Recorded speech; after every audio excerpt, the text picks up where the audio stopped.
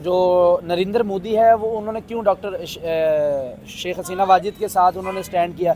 उनकी भाई इन्वेस्टमेंट बहुत ज़्यादा उधर, उन्होंने उसके साथ नहीं स्टैंड किया, उन्होंने अपने बिजनेसमैनों के साथ स्टैंड किया है। तो अब रही बात कि पाकिस्तान को कब आंखें दिखाने वाला है, तो पाकिस्तान को नहीं आंखें दिखाएंगे अभी फिलवक्त। और इनके इलेक्शन मैं पेशगोई कर रहा हूँ, इसको आपने कमिंग अप में लगाना है ताकि आवाम को पता चल जाए उनके इलेक्शन फेयर एंड फ्री होंगे। ये बात को जेहन में रख लें। उनकी आपको क्या लग रहा है, क्यों लग रहा है आपको? वही बात करेंगे बांग्लादेश की वंस अगेन कि भाई बांग्लादेश ऐसी एक कंट्री बनती जा रही है जो लातों के भूत है, बातों से मानने पर नहीं आ रहे हैं। भाई जो मुल्क आपकी मदद करता है आप उसको ही आंखें दिखाते हैं, फिर अब टर्की से टैंक मांग रहे हैं कि भाई हमें टैंक दे दें। इन टैंक्स का इन्होंने करना क्या है? आप अपने मुल्क को स्टेबल करो, आप अपने लोगों पर तवज्जो दो, आप जंग की तैयारियों में जुटे पड़े। और मोहम्मद यूनुस मतलब कि करना क्या चाह रहे हैं? मतलब ही इज रियली प्रूविंग के भाई दोस्त मिले हजार लेकिन दुश्मन ना ऐसा मिले चिनार। क्या ऐसे ही है कि मोहम्मद यूनुस जो भी कर ले, मतलब उनकी एक घटिया हरकतें हमें देखने को मिल रही हैं और पाकिस्तान भी हेल्प कर रहा है, इंडिया भी हेल्प कर रहा है, लेकिन ये गुस्से में कहाँ दिखाई दे रहे हैं हम लोगों को? देखिए, सबसे पहले तो डॉक्टर यूनुस ये फैसले नहीं कर रहा, ये कोई और फैसले कर रहे हैं इनके मुल्क के। ठीक है, जब यंगस्टर जो अनमेच्योर होते हैं ना, जब वो इनकलाब लेके आते हैं ना, तो इस तरह के ही मामला तो हुआ करते हैं मुल्कों में। तो अभी मुझे नहीं समझ आ रहा है, इनके पास अपने इलेक्शन करवाने के पैसे नहीं है। इनके रूहुल हसन जो है रिजवी, वो इनके वज़ीर इंफॉर्मेशन है, वो अभी चंद दिन पहले उनका बयान आया था कि हमारे पास पैसों की कमी है। तो टैंक कैसे लेने, इन्होंने क्या करना है? फिर इन्होंने अपने मुल्क के अंदर भत्ताखोरी शुरू कर दी है। इन्होंने रूस के जो एक पावर प्लांट इनका लगा हुआ था वहाँ, उनसे कुछ भत्ता मांगा, इन्होंने पैसे मांगे, तो रूस के जो वहाँ पर इंजीनियर थे उन्होंने देने से इनकार कर दिया।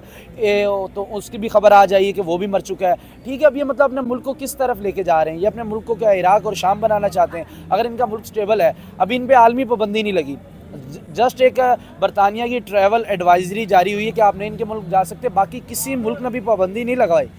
इंडिया ने भी अभी इन पर कोई पाबंदी नहीं लगाई। यानी कि अभी आप उस स्टेज पे अपने मुल्क को लेके जा रहे हैं जहां पर आप पर यूएनएन से और आलमी सतह के ऊपर आप पाबंदियां लगने जाएंगी। और डॉक्टर यूनुस को सोच लेना चाहिए कि आप चंद दिनों के मेहमान हैं। पहली बात, आप अपने मुल्क के साथ सिंसियर नहीं है। रीज़न क्या, सिंसियर कैसे नहीं है? अगर ये इतने सिंसियर हैं, अगर ये इतना वो कहते हैं कि भाई अमेरिका और इंडिया मुदाखलत करता है हमारे में, तो आपने उधर दो अपनी NGOs क्यों बनाई है? एक है डॉक्टर यूनुस की है, एक उनकी बेटी की है। तो डॉक्टर यूनुस तो कभी भी, जैसे डोनाल्ड ट्रंप आने वाला है, आपको पता है 10 दिन बाकी रह गए, 20 जनवरी को वो आने वाला है। आया कि डोनाल्ड ट्रंप जो कहेगा वो डॉक्टर यूनुस नहीं मानेगा, डॉक्टर यूनुस की मजबूरी बन जाएगी मानना। अगर डॉक्टर यूनुस मानता है तो उसकी आवाम उसको मारेगी, अगर नहीं मानता तो अमेरिका उसको मारेगा। अब डॉक्टर यूनुस की चॉइस क्या है यहाँ पर? उनके अपने बच्चों का फ्यूचर किधर है? डॉक्टर यूनुस की बेटी का फ्यूचर किधर है? अमेरिका के अंदर। तो कैसे स्टैंड करेंगे बांग्लादेश के साथ? तो लिहाजा मेरा तो यही पॉइंट है कि अभी ज़्यादातर नहीं स्टैंड कर पाएगा डॉक्टर यूनुस, और अनकरीब बांग्लादेश को वो छोड़ के भाग जाएगा। खालदा जिया भी चली गई हैं, वो भी नहीं इस वक्त है। यानी कि अब लीडरशिप बिल्कुल भी नहीं है कोई। अब वो लीडरशिप उठ रही है जो शेख हसीना वाजिद की थे। अब वो नारे भी लगाने के लिए बाहर उठ खड़े हुए हैं, और भी वो बाहर अपनी एक्टिविटी पॉलिटिक्स की वो शुरू कर चुके हैं।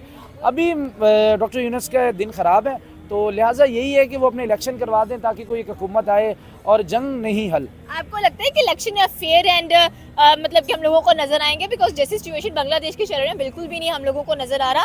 एंड सेकेंडली अगर देखा जाए तो अगर ये सारा कुछ कह रहे हैं कि भाई कोई और करवा रहा है, कठपुतली बने हुए हैं जो मोहम्मद यूनुस है अमेरिका की, तो इस तरह तो फिर भारत पे क्यों इल्ज़ाम लगाया गया कि उन्होंने कहा कि शेख हसीना नरेंद्र मोदी की कठपुतली नजर आती हैं? तो मतलब कि आई थिंक सो कि फिर दोनों चीज़ें बराबर चलती हुई दिखाई दे रही हैं। यहाँ से पाकिस्तान भी अपना पूरा रोल अदा कर रहा है, अपने नेबर मुल्क की मदद कर रहा है, अपने भाइयों की मदद कर रहा है, तो पाकिस्तान को कब ये आंखें दिखाने वाले हैं मीन्स टू से के? देखिए, जो नरेंद्र मोदी है वो उन्होंने क्यों डॉक्टर शेख हसीना वाजिद के साथ उन्होंने स्टैंड किया।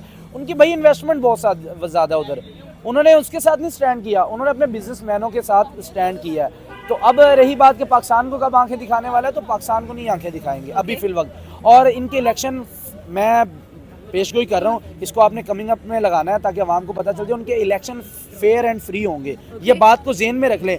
उनकी आपको क्या लग रहा है, क्यों लग रहा है आपको? वही मैं बताने लगा हूँ, उसी पे आ रहा हूँ। क्यों होने वाले? क्योंकि उनकी आर्मी, उनके जो इदारे हैं वो अभी भी मिसिस शेख हसीना वाजिद के साथ स्टैंड करती हैं। ओके। ये इलेक्शन अगर उनकी आवाम डॉक्टर यूनुस क्या की लगता है तरफ, कि दोबारा पावर्ड में नजर आ रही हैं आपको शेख हसीना वाजिद? क्या दोबारा उनका रिटर्न का टिकट कट चुका है बांग्लादेश के लिए? क्या लग रहा है आपको? ये वाहिद ये हल होना है बांग्लादेश का, वाहिद ये इलेक्शन होना है। अल्हम्दुलिल्लाह मैंने कभी भी किसी के यूट्यूब चैनल के ऊपर बात की और पेशगोई की और मेरी वो सच साबित हुई है अल्लाह के करम से। मैं आज कह रहा हूँ, अगर शेख हसीना वाजिद वहाँ पर जीत जाती है तो इनके आर्मी वाले, इनके इदारे एक एक चिट निकाल कर भी दिखाएंगे भाई आपने मोहर लगाई है, एक एक घरों में जाके पहुँचाएंगे कि भाई आपने लगाई है। अगर डॉक्टर यूनुस या उनके हमायती याफ्ता लोग जीतते हैं तब भी वो अवाम मानेगी। अगर मैडम शेख हसीना वाजिद भी जीतनी है तब भी उनको मानना पड़ेगा और उनके इदारे मनवाएंगे उनसे। क्या लगता है जब ये जीत जाएंगे तो इनका मुल्क वापसी का टिकट रेडी है? तो जाहिर बात है इजीली वो आके अपने वजीर, ये वाहिद वो वजीर आज़म होगी जो गई तो बगैर वजीर आज़म के, लेकिन बगैर कंपेन किए बगैर कुछ किए वजीर आज़म बन के अपने मुल्क में वापस लौटेगी। मतलब स्टेबिलिटी नजर आ रही है इन फ्यूचर की अगर बात की जाए, बिकॉज जैसे ही देखा है काफी मंथ्स हो चुके हैं बांग्लादेश का जो मैटर है वो सॉर्ट आउट नहीं होता हुआ दिखाई दे रहा। और वहाँ से लॉस एंजलिस की अगर बात की जाए कैलिफोर्निया की, उसके अंदर भी हमें काफी सिचुएशंस खराब होती हुई दिखाई दी है। एक तरफ इसराइल है, फलस्तीन है, यूक्रेन है, रशिया है, तो ये चल क्या रहा है? मतलब इत्तेहाद ब्रेकडाउन होता हुआ दिखाई दे रहा है। तो ये जो सिचुएशन है कि ये थर्ड वर्ल्ड वॉर को प्रोमिनेंट करती हुई दिखाई दे रही हैं।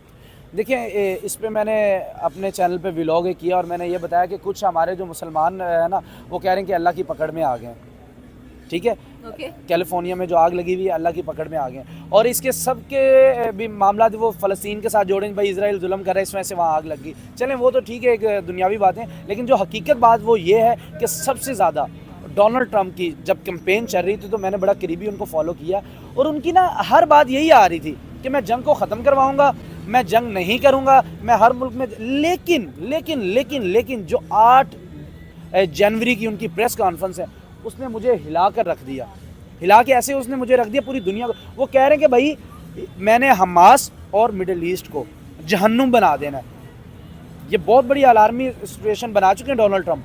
अब ये नहीं समझ आ रहा कि वो बस एक जस्ट सियासी बयान था या कुछ और था, बट डोनाल्ड ट्रंप ने एक बार ख़तरे की घंटी बजा दी है ख़ास तौर पे मिडिल ईस्ट के लिए। अब देखें अब वो जंग रुकवाने जा रहे हैं या बढ़ाने जा रहे हैं। वो तो कह रहे थे मैं रूस और यूक्रेन की जंग भी रुकवाऊंगा, और उन्होंने हिंदी के अंदर, हिंदी आवाज़ के अंदर उन्होंने कहा था मैं अखंड अमेरिका बनाऊंगा, और उसकी उन्होंने एक कदम उठा भी लिया जस्टिन ट्रूडो को फारिग करके। क्या एक्सपेक्टेशंस है? जैसे कि आपने कहा कि अमेरिका की इन्वॉल्वमेंट बांग्लादेश में बहुत नजर आ रही है, शेख हसीना वाजिद वापस आती हैं तो फिर अमेरिका का क्या रद्द-ए-अमल देखने को मिलेगा इस मुद्दे के ऊपर? देखिए बड़ी सीधी सी बात है, ये आवाम को मानना पड़ेगा, सच है। अगर कड़वा भी लगे तो इसको आप हजम कर ले, जैसे मीठा खाते हैं। अब मोदी ट्रंप एक पेज पे खड़े हैं, अगर हमारे मिस्टर इमरान भी बाहर आ जाते हैं ये भी एक पेज पे खड़े होते हैं। ये बहुत बड़ा, अगर मिस्टर इमरान बाहर आते हैं, नरेंद्र मोदी ट्रंप मिलकर ये एशिया के खित्ते को बदल देंगे। ये बात जहन में रख लीजिएगा। बड़ा एक जो है ना इसी तरह होना है। अगर यहाँ पर नरेंद्र मोदी और ट्रंप की दोस्ती किसी से ढकी छुपी नहीं है तो जाहिर बात है बांग्लादेश के ऊपर प्रेशर तो आएगा। और जो है मैं इसी वजह से कह रहा हूँ कि उनका फ्यूचर सिक्योर नहीं है डॉक्टर यूनुस का। वो जाने वाले हैं, बस हमें कोई 8-10 दिन के मेहमान है बांग्लादेश। जिस दिन उन्होंने हलफ उठाया या तो कहेंगे हाँ भाई बेटा मानते हो, नहीं मानते चलो निकलो भाई, ये काम होना है।